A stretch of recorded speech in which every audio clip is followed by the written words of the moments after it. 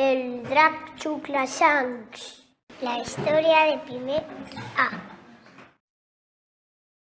Era una vegada, fa molts anys, un príncep i una princesa que vivien a un castell. A prop, dins d'una cova, vivia un drac que era molt roïn. Li agradava menjar-se coses. Cada 1923 anys apareixia una lluna de sang. Ningú sap molt bé per què. Se pensa que té a veure amb la desaparició dels dinosaures. La lluna de sang era de color roig i tornava boja l'aigua del mar i dels rius i llacs. Va caure una gota de sang de la lluna i va tornar en sang tota l'aigua dels rius.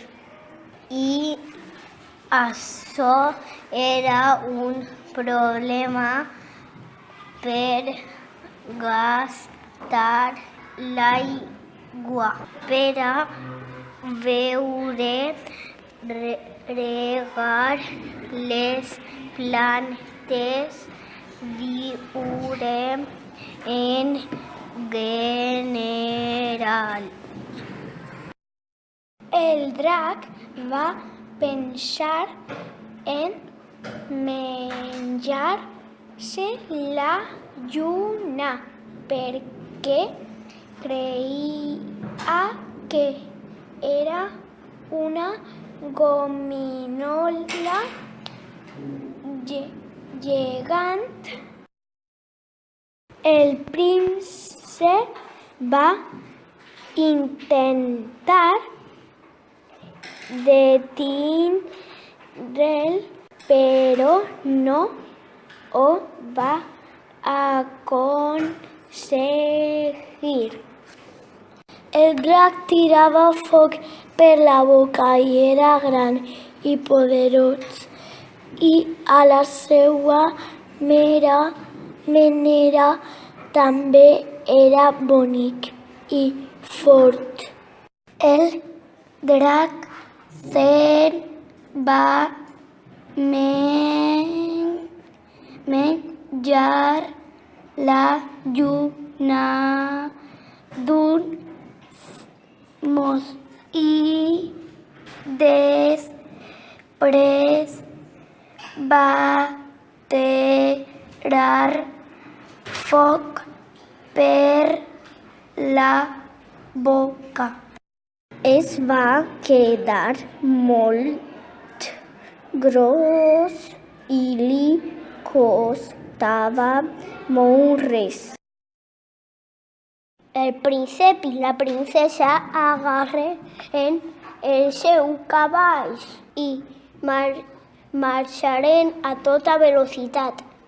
Buscaren a un inventor per tal de que els ajudara. Van arribar a la seva casa, passant el bosc darrere d'un arbre molt gran. Era de fusta i se la va fer el mateix. Era molt xicoteta i de color groc. Demanaren ajuda a l'inventor perquè hi havia molta gent en dificultat i li contaren tota la història. I l'inventor va decidir ajudar-les perquè era un cas urgent. Els dona unes ales de fusta i dinamita al príncep i un fanal i una brúixola perquè localitza el drac a la princesa. El príncep i la princesa van buscar el drac i el van trobar.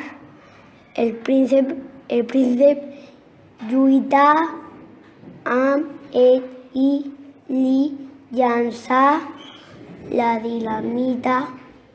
El drac se la menjà i va morir a l'explosió. La lluna va eixir volant.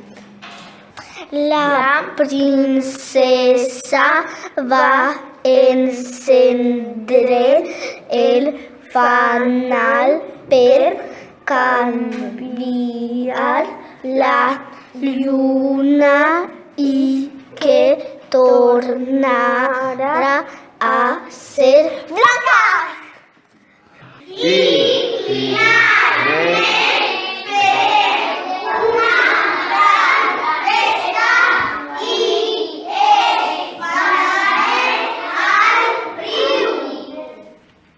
Bien!